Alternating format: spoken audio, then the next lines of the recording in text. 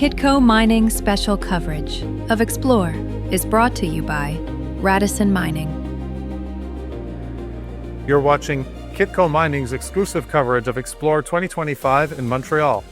Joining us now is Justin Reid, CEO of Troilus Gold, a Canadian company focused on developing one of the largest gold-copper deposits in North America. So this is a very interesting time for you guys. I saw that gold obviously is doing very, very well. Copper is doing incredibly well. You've got a lot of wind in your sails in terms of the commodities environment, but you're also pivoting in an interesting way. You have an interesting international conversation here. So I wanted to talk about what you're doing to develop this mine in what seems to be a new geopolitical and critical materials paradigm. You've got a lot of international partnerships, and you're moving in some different directions. Can you tell us a little bit about what you've been up to this year on that front? Yeah, good morning. Thanks for having us. It's always great to be back at Xplor. It is very interesting, and certainly, like you said, the wind in our sails, the commodity price, provides opportunities to companies. Troilus is a past producing mine. It operated for 14 years, and during that time, it produced 2 million ounces of gold and over 70,000 tons of copper. Over the last 8 years, we've reinvigorated that mine without going into all the history to the point where we have a very large resource and we're well advanced on development. The shift in political waves in U.S., I would say, and a refocus on critical minerals at home and within the European Union and those partnerships have provided a huge amount of opportunities for Troilus because we need to fund a $1 billion plus mine. We have a lot of commodities. We're going to produce gold, copper, and silver. And how are we going to be able to accomplish that? We are a concentrate producer at the end of the day. We're going to produce between 80 and 85,000 tons of copper concentrate with gold and silver in it as well. We have to send that copper to be refined somewhere. It's a critical mineral. There's not a lot of new copper development, certainly in Eastern Canada or Canada as a whole. And because of a lot of shutdowns and lack of new discoveries and new builds globally, copper concentrate is in very short supply, but critically incredibly important to the whole infrastructure of the world. So we have chosen to deliver our concentrate, or a significant amount of our concentrate, into the European Union, into Germany and into Finland and Sweden, with Arubis, the largest refiner in Germany, and Bolivia, the largest in the Scandic countries. That has provided us with an unbelievable amount of opportunity. One, the European Union has very lofty environmental goals that they need to meet, critical mineral shortages, and Canada as a country wants to be the supplier of critical minerals to the world.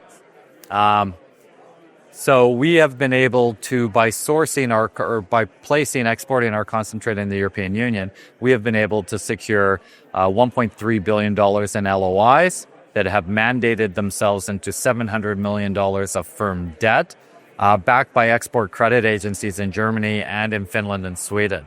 That provides us, through the delivery of concentrate into those countries, with AAA-rated sovereign debt, which is going to provide us with very flexible, well-priced, long-term funding for our mine. And funding a mine, especially of our scale, is one of our biggest hurdles, of course. And so we meet the new mandates of the European Union. We meet the new mandates and focus of our administration, our new Canadian administration. And that political focus has also helped us on all other levels, as far as securing everything we need to deliver this mine in an expedited fashion under Mark Carney's regime. And so you went with you showcased this partnership in Germany with Carney and the resource minister. You also went to Japan and Korea as part of that delegation. This was the Canadian Critical Minerals Investment Forum. So what were you seeing? Is there a similar push to just diversify into Asia? What were you seeing in terms of critical minerals partnerships and the potential for Canadian companies in Asia? Yeah. It's just very interesting. It's really where the price of copper is now. and where the TCs and RCs, your treatment charges and your refining charges are, they're at all-time lows right now.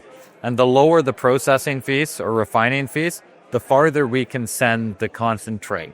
And so the issues that the European Union is seeing on a shortage of primary concentrate, Asia is seeing the exact same thing. And in fact, they have a far larger developed infrastructure of copper refining that the beast is bigger, they have to fill. So from that standpoint, it's very economic for us to still to send concentrate to Asia. And so really we were assessing what opportunities persist or are available for us. We still have a third of our con. Our objective is actually to keep it domestically in Quebec at the Horn Smelter. However, economically, if it makes more sense for us to send it to Asia because of the financing that we could receive, we will. And our takeaway was essentially one, Canada is open to do business with Asia, and we're seeing that in real time right now with Carney's trip to the Asia Pacific. And two, there is an incredible amount of capital available to us should we want to send any concentrate to Asia. And so for us, it's about finalizing the capital stack, if you will, putting together the best price capital for our shareholders as we build this mine. And we were representing Canada on their behalf, and we're also looking at opportunities. And there's a lot. Now, you've also had a lot of developments at the mine itself. So catch us up a little bit on what's happening at the Troilus mine over the last year or so. It's been a crazy year, actually. If we go through our press releases, I can't even keep up with them. So I'll kind of start from the top and work backwards a little bit. Probably one of the most critical things, the market doesn't regard it necessarily as value add because it's not moving stocks, but we're 90% done our basic engineering, moving into detailed. So we're taking our feasibility, which came out last year in May of 2024, and we're now putting 200 firm bids around it. We have 75 engineers at BBA 2 blocks up the road from here, basically laying out the piping, the electrical, the execution plan, getting ready for construction. And that's going incredibly well. This execution plan and control budget and detailed engineering is what we have to present to our lenders to close the financing and ultimately move into construction. So we're on time, we're on budget, and it's a very critical step for us. At the same time, we've been permitting for 4.5 years. We submitted our ESIA, which is our final gating item, in June of this year. That has to be reviewed both federally and provincially with consultations. The analysts at each bureaucracy needs to review questions. We have a team of 20 people reviewing that right now. Things are moving on progress, on plan. Again, so this time next year, we hope to be in construction, if not nearing construction. Meanwhile, in real time, we are expanding our camp from 100 person to 300 people. We are moving in contractors and equipment, and we're starting pre-development work. And so a lot of that is going to be moving roads, moving power line, pre-stripping for bulk samples, continuing to dewater. So over the next year, as we move into real construction, it's essentially going to be a seamless transition.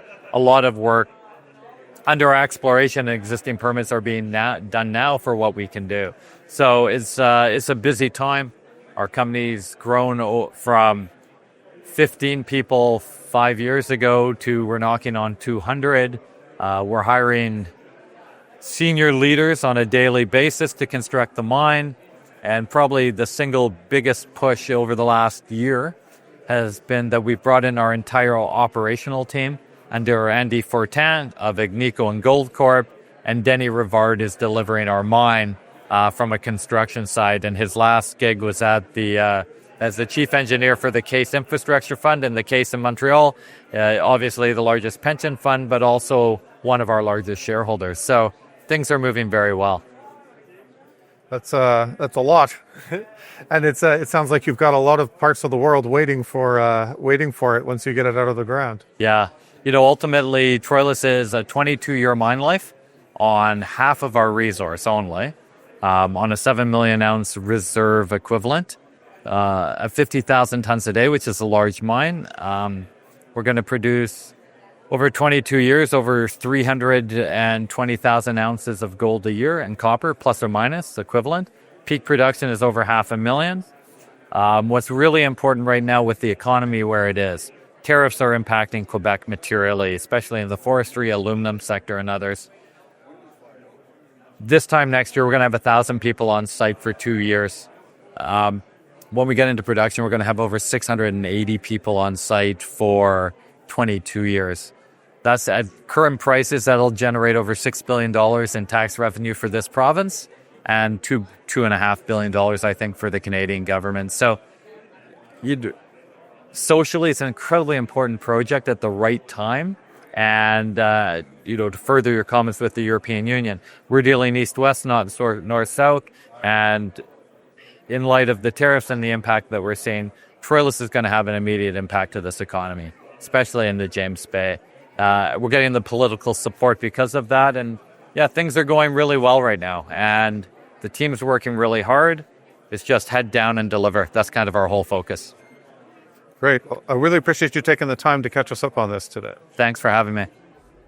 Keep it here for more from Xplor 2025 in Montreal. I'm Ernest Hoffman for Kitco Mining. Make sure you're subscribed to our YouTube channel to keep up with all of our updates. Kitco Mining special coverage of Xplor is brought to you by Radisson Mining.